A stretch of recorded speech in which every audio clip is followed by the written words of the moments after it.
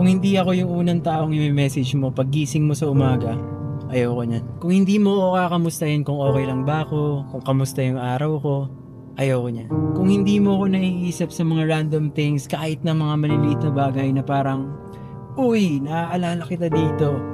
O kaya, uy, parang tayo to ah.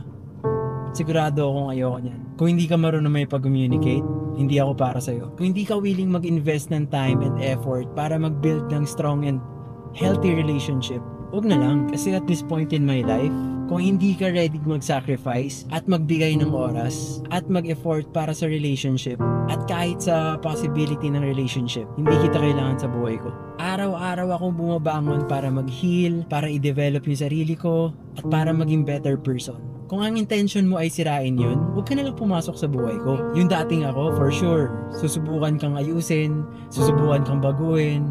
Pero yung ako ngayon, at yung magiging ako, hindi na. Yung actions at mga salita mo yung magpapatunay kung ano talaga. Matanda na tayo para maglaro at magsayang ng oras.